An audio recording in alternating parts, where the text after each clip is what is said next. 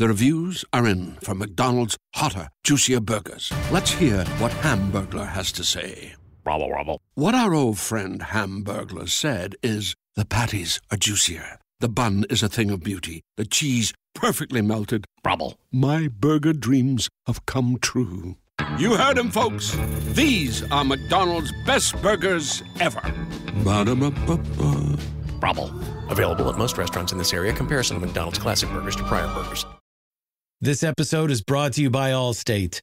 Allstate wants to remind fans that mayhem is everywhere, like at your pregame barbecue. While you prep your meats, that grease trap you forgot to empty is prepping to smoke your porch, garage, and the car inside. And without the right home and auto insurance coverage, the cost to repair this could eat up your savings. So bundle home and auto with Allstate to save and get protected from mayhem like this. Bundled savings vary and are not available in every state. Coverage is subject to policy terms and conditions. Reese's peanut butter cups are the greatest, but let me play devil's advocate here. Let's see. So, no, that's a good thing. That's definitely not a problem. Reese's, you did it. You stumped this charming devil.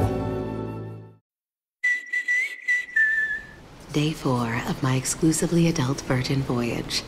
I've come to discover a new version of me. One that prefers relaxing on my private balcony hammock without a coworker in sight, instead of staring at them on a video call from home. Much prefer. Come set sail on an award-winning adult Sony voyage. To learn more, visit virginvoyages.com or contact your travel advisor today. Now we're voyaging.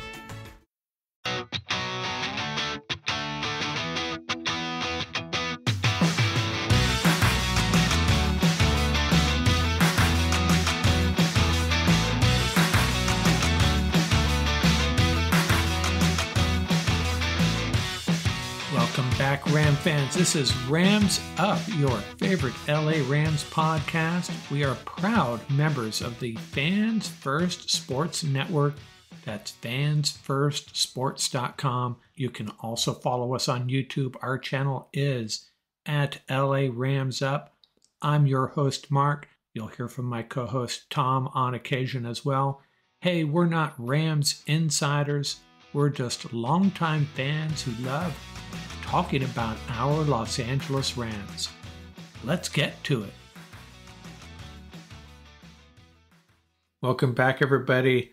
Mark from Rams Up here. We've been having a lot of fun. We had a really good roundtable with Ian Martinez and Paul Walia on Tuesday, and then on Wednesday had a sync up with Peo Time, our friend from Canada, the big Ram fan from up north, and we hope to have yet another mock draft over the weekend. But all this talk about free agency and mock drafts, I thought it would be fun to do a little exercise here. What would the Rams' starting units look like if they had to play a game tomorrow? And that's what I'm going to lay out for you. Kind of puts everything into perspective. A little bit scary on some fronts, but if the Rams made absolutely no moves, drafted no starter-worthy players, what would they roll with tomorrow morning? Just for fun, let's take a look at that. Before we do that, episode 379, I'm going to talk about a player who wore number 79 for our Rams. Greg Robinson, drafted by the Rams, the second overall pick in the 2014 draft, signed a 4-year, $21.28 million fully guaranteed contract, and it did not work out. Arrived in training camp overweight, still earned the starting job as the left tackle, really struggled, was replaced by Roger Saffold. And then in March of 2017, the Rams signed Andrew Whitworth as their new left tackle. And in May of that same year, the Rams declined the 5th-year option on Robinson, and he was done. Not a great draft pick. And you know, that year, 2014, there was some really good players taken. Greg Robinson was not one of them. First overall pick was Jadeveon Clowney, then Robinson, Blake Bortles, Sammy Watkins, Khalil Mack, Jake Matthews, Mike Evans, Justin Gilbert, Anthony Barr, Eric Ebron, Taylor Lewan, OBJ, and Aaron Donald. Aaron Donald taken 13th. So fortunately, we came away with Aaron Donald out of that draft. But man, it could have been an incredible draft if they had taken Jake Matthews perhaps, or Mike Evans, someone on the offensive side, Khalil Mack and Aaron Donald in the same year. Wow. But it was Greg Robinson, the left tackle, that pretty much washed out, number 79 for our Los Angeles Rams. I've already dove headfirst into mock drafts, and I've talked a little bit about free agency as we work through these position groups. And maybe I should have taken a step back early on and looked at the Rams' current depth chart. And that's what I'm going to do right now. If the Rams were to take the field tomorrow morning, what would each of these units look like? I'm going to include in this equation all the Rams currently under contract, all their restricted free agents, and their exclusive rights free agents, which is limited to Ronnie Rivers and Austin Trammell. The restricted free agents, by the way, include Christian Roseboom, Michael Hoyt, Jonah Williams, and Alaric Jackson. So we'll include all of those as potential starters for each unit. So let's work through this. Where are the holes? What are we really worried about? Now, I'll start with the offensive line. This is one of the more confusing units. If the Rams took the field tomorrow morning, I think the front five would look something like this. Now, bear with me. I'm going to give you a couple of options when I'm done here. I guess we'd start with Alaric Jackson returning at left tackle. We'd plug Noteboom in at left guard. Slide Avila over to center. We've talked about this a lot. He can play that position, and he might be a better center than he is a guard. Is Warren McClendon by default our starting right guard with Havenstein at right tackle? How do I feel about that unit? I don't know, man. A little scary. Not sure about Noteboom and McClendon, and Jackson is just a pretty good left tackle, I guess is how I'd characterize him. So there are some other options, though. Is Logan Bress going to prove he's an NFL caliber guard? Man, if he was, you plug him in at left guard, slide Noteboom over to right. McClendon remains a backup. Rams may feel pretty good about Warren McClendon. We really don't know, right?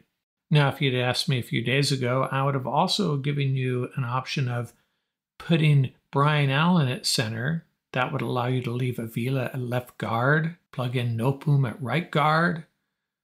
That's not going to happen. Allen released.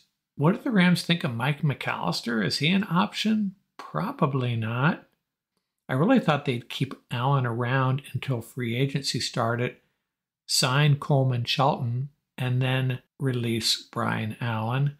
Now, the Coleman Shelton situation is a little complicated. He played 55% of his snaps, so he can void his contract and become a free agent. He has not decided if he's going to do that, and the Rams are talking to him apparently per Cameron DeSilva. Sean McVay saying they're doing everything they can to keep him, really want to keep him around. So he very likely will end up being our center. But for this conversation, he is not. He is no longer a Ram. And the Rams also doing something I think they're pretty good about doing, releasing Brian Allen early so he can start looking for his next job. They're pretty good about that, treat their players well. So a bit of a dilemma, right? Some options. Not having Kevin Dotson and Coleman Shelton, especially Dotson, really creates some havoc up front, which probably explains why Sean McVay is working hard to keep Shelton. I'm not sure exactly what this unit would look like, but the bottom line is we really only have two reliable players, two guys that we can say for sure are going to get the job done at their assigned positions. One would be Havenstein at right tackle. The other would be Avila at left guard or center. What do you do with Brian Allen, Warren McClendon, Alaric Jackson, Joseph Noteboom, Logan Bress, Grant Miller, Zach Thomas, Mike McAllister? Is he part of the equation? So you see the dilemma for the Rams up front immediately if Kevin Dotson and Coleman Shelton both leave, considering that we're not convinced we have the left tackle situation solved from the get-go. Thought that was a little bit of a liability last year. I mean, Jackson played well for the most part, but you really want a lockdown left tackle over there, and that's what we're lacking. Let's look at the tight end group. Tyler Higbee would be the number one guy if he's healthy, backed up by Davis, Allen, and Hunter Long. And then there's the two guys on reserve futures contracts, Forrestal and Kalanick. Bryson Hopkins, a free agent. Now, would they bring him back because of the Higbee injury? Possibly. This unit's okay, though. The only concern, really, a veteran presence and some experience in that group until Higbee is good to go. But tomorrow morning, I'm thinking the starters, Davis, Allen, Hunter Long, may be pressing him for that job. The wide receivers, well, our starters are pretty clear who they would be. Cooper Kupp, Puka Nacua, two of the best in the business. Man, if you're starting out with those two, you're probably in pretty darn good shape with your wide receiver group. Tutu Atwell would be the number 3 guy. Demarcus Robinson, a free agent, so he is not included here. Who else they have? Not a whole lot. Xavier Smith, he has potential as a return guy. Not sure if he would be involved as far as a number 4 or 5 wide receiver. Ben Skowronek, nothing to get excited about, but a real physical wide receiver. Really good blocker. Skowronek, of course, has great special teams value. He was a captain of that unit last year. Austin Trammell, one of our exclusive rights free agent guys, pretty much was our designated fair catcher all year long. Didn't do much outside of that. So this is a group we need to add a receiver or possibly even 2. I would ideally bring back Demarcus Robinson and draft a receiver in the 4th or 5th round. I think that would be ideal.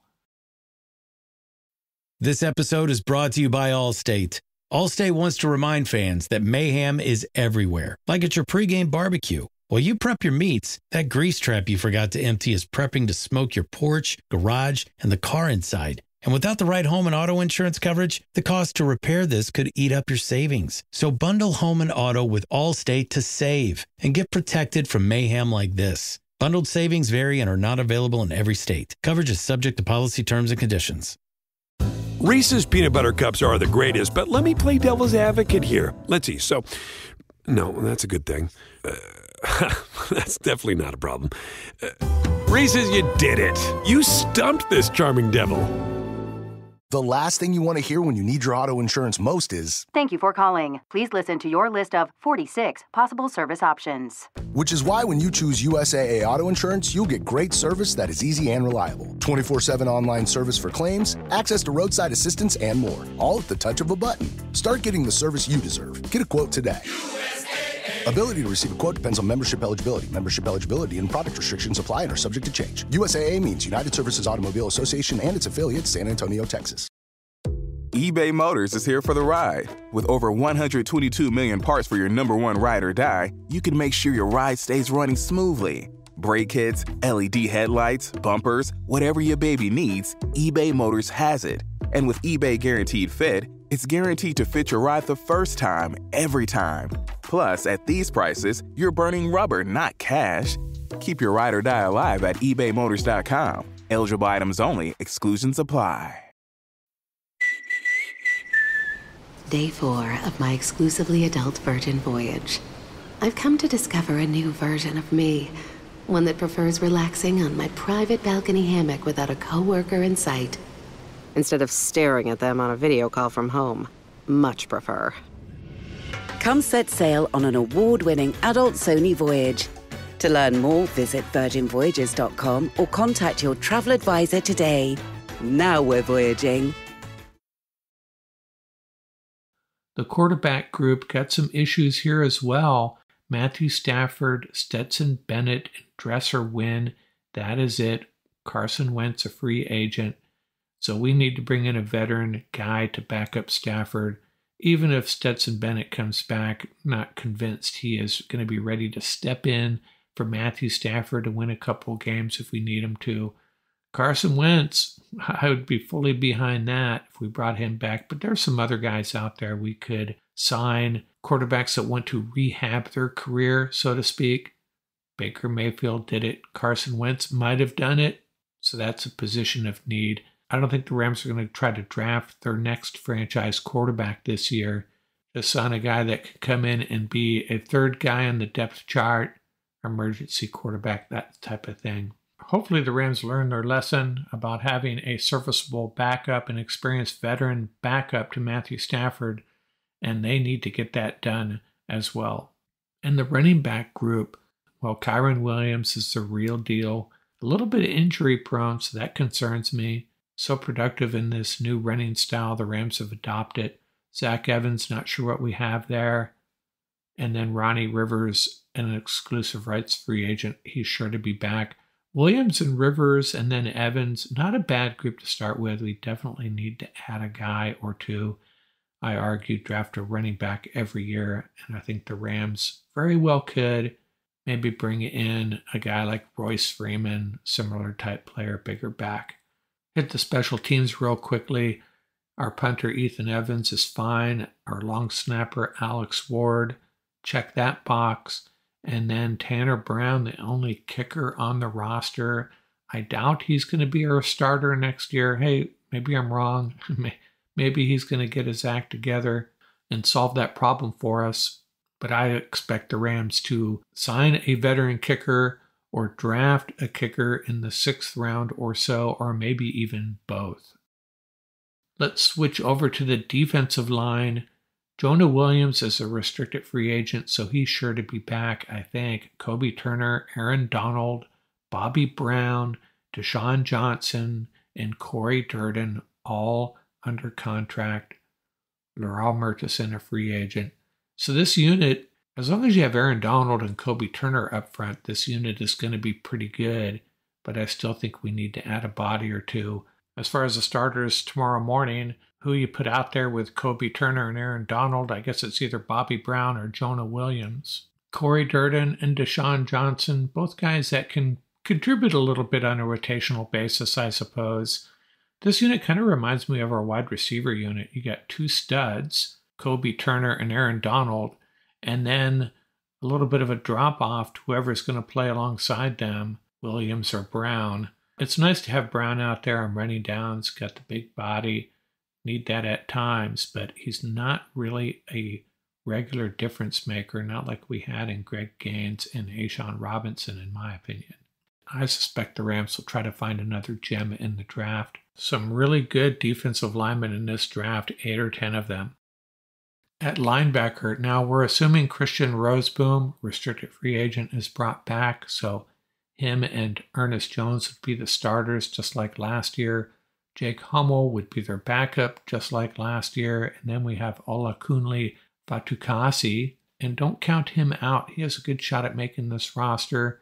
I would love to have 2 great linebackers, but you can't have everything, and it's not a position the Rams have emphasized. So I suspect this unit will look pretty much like it did last year, throwing Fatukasi into the mix, and maybe they use a late-round draft pick on an inside linebacker as well. But bottom line, tomorrow's starters, same starters we ended last year with, Jones and Roseboom. On the edge, kind of the same deal. Michael Hoyt, a restricted free agent, so we assume they bring him back. The starters tomorrow morning would be Byron Young and Michael Hoyt. And backing them up, Keir Thomas, Nick Hampton, Zach Van Valkenburg, and O'Shawn Mathis. How do I feel about that unit? Well, just like last year, they bring some pressure on occasion, obviously. Byron Young statistically had a really good year. This unit needs some help, though. One more guy, one more seasoned veteran, and they'll probably draft an edge rusher as well. Remember, they drafted 3 last year. Don't think it's going to be a point of emphasis in the draft, but hopefully it'll be a focus of free agency. The corners on the outside, well, Witherspoon, a free agent, so we won't talk about him here as potential starters. The starters would be Darion Kendrick and Kobe Durant. Now, Trey Tomlinson, could he push for a starting job? Sean Jolly still under contract. They would be the next guys up. Cam McCutcheon as well. Duke Shelley is a free agent. I suspect the Rams will try to bring him back. They seem to like him.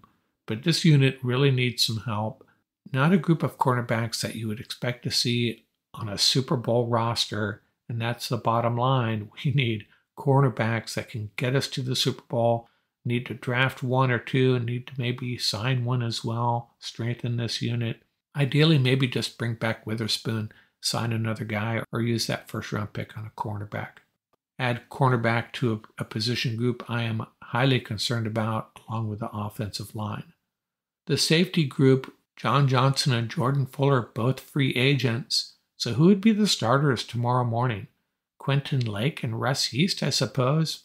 That's a bit of a bummer, though, because Quentin Lake was playing really good in that star position. Moving Lake to safety, would that actually weaken us at two positions? You got Jason Taylor, last year's 7th-round draft pick. Tanner Engel, a street free agent they signed after the draft. He showed some promise in the preseason. They would be the backup. So this is another group that needs a little bit of help. I suspect they'll bring back Fuller or Johnson, maybe both, but they'll draft a safety late, maybe sign a free agent. Rams seem to always get the safety group figured out, but right now this is probably the third most concerning group, given that 2 starters are both free agents. So that's my rundown on who the starters would be tomorrow morning. Kind of gives you a big picture of what the Rams need to do in free agency in the draft, which Ram free agents they need to focus on. Got some units that are pretty squared away, some others Rams definitely need to figure something out.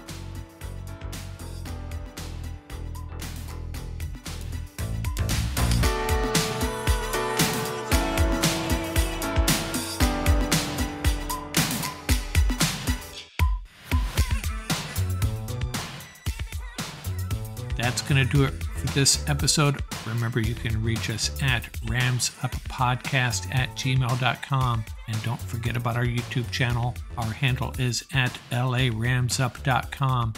Till next time, keep the horns up, stay safe, and have fun out there.